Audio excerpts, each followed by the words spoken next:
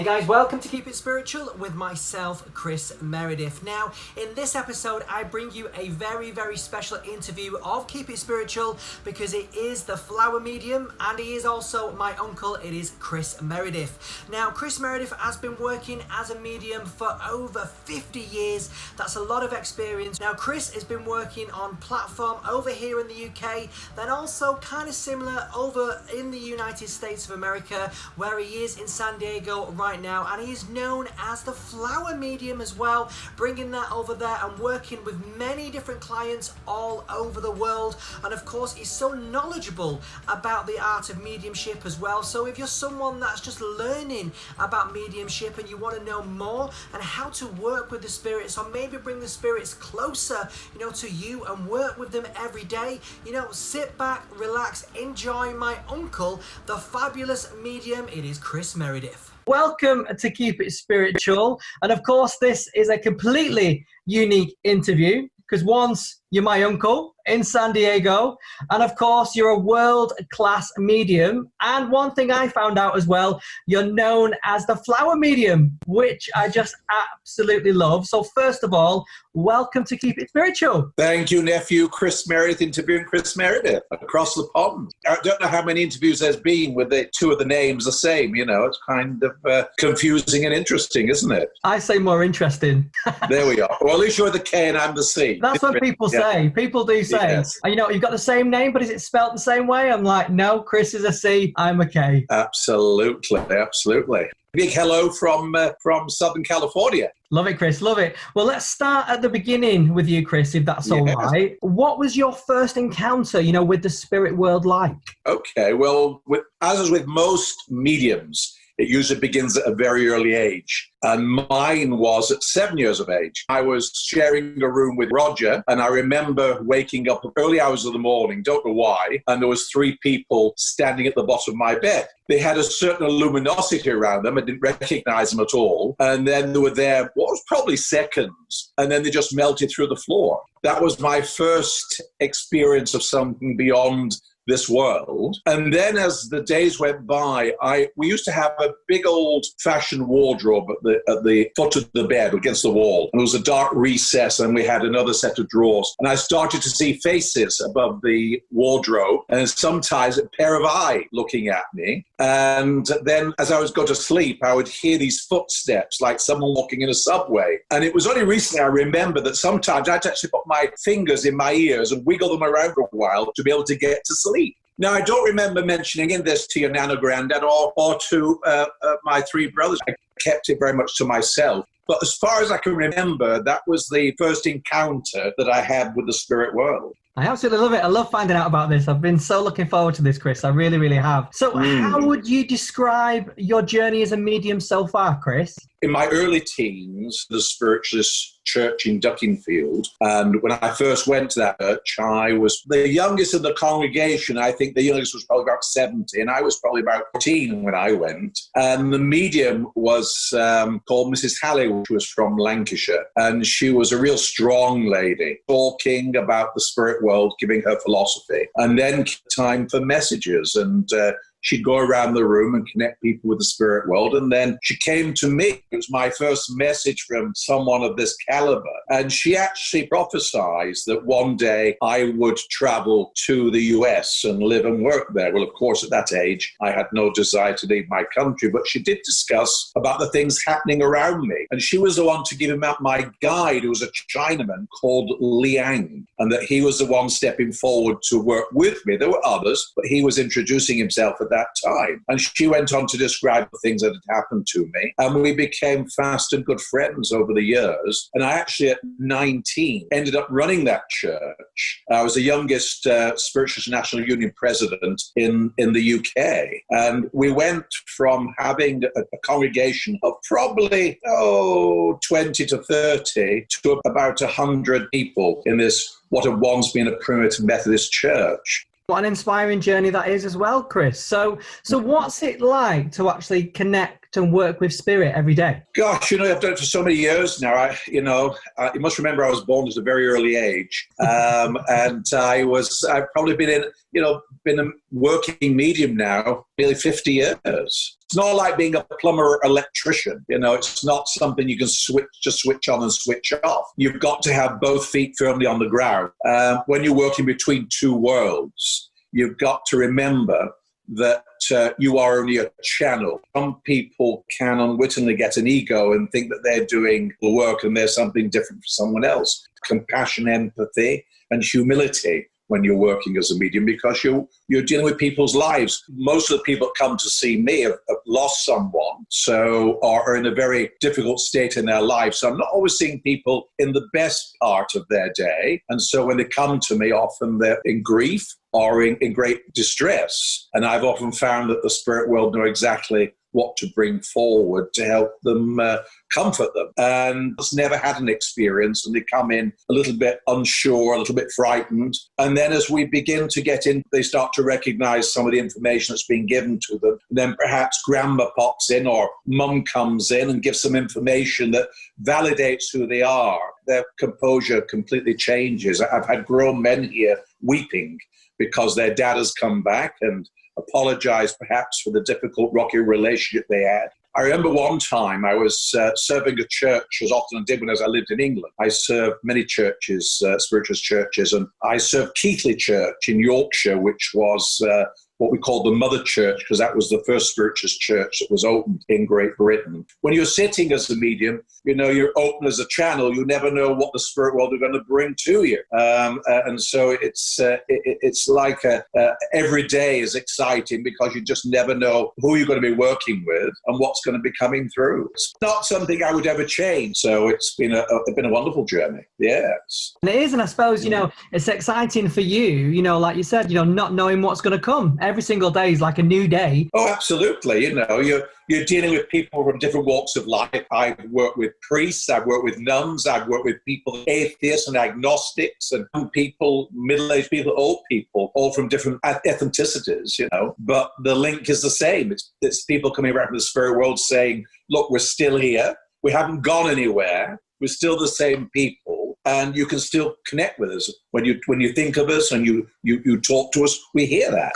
And they come back with that message that, life does go on. And that's what the message of spiritualism is. And what I think the duty of a medium is to prove the continuity of life after death. Totally. No, it really, really is. I agree with you there, Chris. It is important for people to know that and know they're not alone as well. I think that's probably important right there. Very much so. Yes. It is. So you mentioned there, Chris, as well, you've worked in many, many spiritualist churches throughout the UK. So, what was that like, serving, the churches? I would work in the inner churches in Manchester. I used to serve the church in Southport. It was a lovely church to work down to Leicester, sometimes down south. Every church was different because you're dealing with different energies and different groups. Some churches were very well run.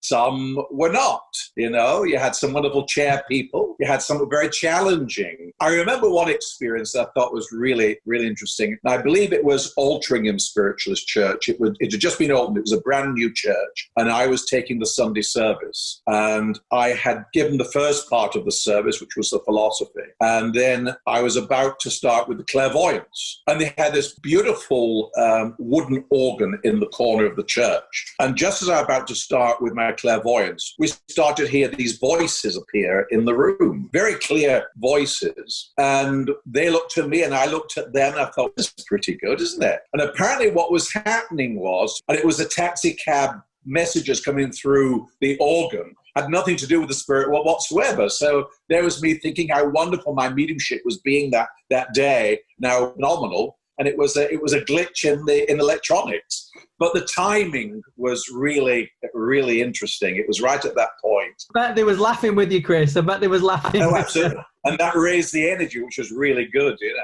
But the lovely thing is, I served on the Manchester District Council for a while, and I was a liaison with a number of the churches. And of course, and we used to, in those days, we would have where all the churches came together from the area, and we would have a well-known speaker, often Gordon Higginson. and we would get together, often alongside Spiritualist Church there, and we used to have a get-together in the afternoon, and then we'd have a big old supper, and then we'd have an evening demonstration as well. It gave us a chance all to come together in fellowship and chat and see what was going on in various parts of the country, and that was really great. They don't have those now, which is unfortunate, but used to enjoy those. Then we used to have the psychic dinner and dance as well, and we would get together, and I would be in my velvet green jacket and my bow tie, and we'd really have a wonderful time in coming together. And again, we'd often have a keynote speaker, and we would have the dinner and dance. I had the dinner, not the dance, but I watched them. But we had a really good social time as well. But I must admit, in between serving the churches, working with the public, it really became a full-time job for me. But it was one that I really enjoyed. I never thought when I first stepped into this, I was drawn into this work. When I was there at Duckingfield Church, vacuuming the carpets on a Sunday morning or going out getting the flowers ready for the evening service that goes down the road, that work would take me 6,000 miles from my home into the southern part of California. And of course, spiritualism in the US is a little bit different than the UK. There's not as many churches in the locality. There are a number of different spiritual organizations. I'm an ordained minister with the ISA, which is out of Chicago, which is the Independent Spirit Association of America. And so I was ordained in 1987. And so I've done a number of marriages and funerals as well. Don't do too many of those now. But you talk about my being a flower medium. I'm known in San Diego as a flower medium. And this happened many years ago at my own church in Duckingfield. There was a lady came from Blackpool Church, and she was called Mrs. Halliday, I think it was, a holiday. And she was the first one I saw read flowers. And she would have little bunches of flowers, and she would give a reading to the flowers. And I always had a fascination with this. And when I came to this country, I started to look into this. I found that it was something that I could use to connect with the spirit world. And so I've done thousands of flower reading groups. I used to visit people's homes, and they have a gathering of people coming together. They all bring their flowers. And we've had some fantastic readings, through those flowers. I remember one time being with a young group, and I picked up a flower, middle of the session, and I heard this lady's voice say very strongly, "She's still got my bleep, bleep ashes." And so I gave out this message, and apparently they all knew one another. So there were these around the group. And apparently the host, this young girl, she'd lost her mother, and her mother's ashes there on the mantelpiece. And she didn't know what to do with them. And so the mother came through and said, "Look, I'm not in the jar." And she said, "I don't care what you do with them," she says, "but I'm still here. I'm still your mother watching you. But you can do whatever you want with the ashes." So people don't change when they pass over. So, Chris, how do you think mediumship has changed over the years? I was very lucky. When I came up in the late 60s and through into the 70s, I had the pleasure of being around Gordon Higginson, who at that time had been the president of the Spiritual National Union for 22 years. He was the longest service president. He was a physical medium and had many of the gifts. And I think at that time was probably one of the best mediums we had in the world. And he became a friend of mine. I would go down and serve his church. And often, if he could make it, he would chair for me, which was very nerve-wracking. And seeing the likes of Joseph Benjamin, who's long since passed now, it showed me what the potential was. It showed me what the standard could be. And if you had the right conditions, what the spirit world can bring through. So I was very lucky to have these wonderful examples of mediums and mediumship. And so that really spurred me on. A wonderful group of people in my church that sat for me, have a circle once a week, and they sat for my mediumship and the development of that. But I think time has gone on regarding how it was in the, quote, old days to where it is today. And at that time, we were taught to sit in the circle and to sit in the power and to let the spirit world and let them determine how they wanted to work with us. What we have today sometimes is people want to be in a class for 3 weeks, and they think they're ascended master, and they want to go off teaching the world. You, like any type of work, you've got to pay your dues. You've got to be in the trenches. You've got to have a dedication. But I think the standard conditions in the world and the demands made of it, we have mediumship now for the 21st century. But I've had the pleasure of sitting with at least 7 physical mediums, which I didn't think I would be able to do that, but I have. And I've been able to speak to people that have been dead. I got to see the manifestation of a man's hand who had been dead for many, many years. I've seen the trumpet flying around the room. I've spoken to some wonderful people through trance. So what guidance have you got right now, Chris, for up-and-coming mediums then? First of all, not to rush it, to realize that it's patience and dedication. If you're prepared to sit and go into the quietness, your spirit guides will come forth and they will direct you. Don't be in too much of a hurry to run. Learn to walk first of all. The churches have the open circles. Go and participate in that. Get yourself into a good circle if you've got a church that's running a circle. If not, if you can get some of your friends together, if you've got friends that are dedicated and will sit for you. But, it's better that it's a slow development, but you've got to build your foundation first of all. Being a psychic and being a medium are two entirely different things. A medium is psychic, but a psychic is not necessarily a medium. A medium receives, a psychic perceives. And so a psychic uses someone that's dealing with things of the earth. They can tell you about your relationship and maybe matters of health, but they're not usually a psychic usually is not connecting with the spirit world. That's where the mediumship comes in. A person that develops the mediumship and takes that psychic ability a step forward, then you've got the connection. The thing that defines a medium from a psychic is that the medium is working with the spirit world, where a psychic is not. So we must understand those determinations, because everyone wants to be a medium. And although we're all spirit in a physical body, and we've all got the means of connect spirit world to a lesser or greater degree, I firmly believe that mediumship is a calling. Just as some people are concert pianists, and we might be able to bang out a few tunes, but not to their level. Some people are great vocalists, can sing in the shower. But I've always felt that mediumship is a calling. Who's been your biggest spiritual inspiration, Chris? Gosh, well, it has to be, I think, Gordon Higginson, because he was the first outstanding medium. And I think also Maurice Barbanel, who was the medium for Silverbirch. If you get to read his books out there regarding the teaching of Silverbirch, there's been so many great mediums over the years. I'd love to hear, who's inspired you, Chris, as well. So what do you love most about doing what you do? Being able to help people, being able to unite people, bring people together and show people that life is a spiritual journey and that, you can have fun with it. You don't have to be apart from the people.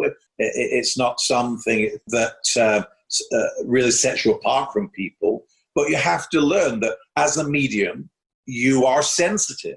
And as a sensitive, you're going to feel things in the world a lot more than the everyday person. Got to learn how to balance that sensitivity, sort of be in this world and not of it, or live the ordinary life in an extraordinary way. Thank you so much, Chris Meredith, my uncle, the flower medium in San Diego. Thank you so much for being a guest on Keep It Spiritual, Chris. My pleasure. There we are. That was the fabulous Chris Meredith. Of course, he is known as the flower medium, and he is my uncle as well. If you want to know anything more about Chris, he is in the description below. Now, of course, I've got to say a massive thank you for watching and listening to this episode of Keep It Spiritual. Make sure you give us a massive thumbs up and make sure you hit that subscribe button as well. Now, until next time, I've been Chris Meredith, and remember, keep it spiritual. See you later.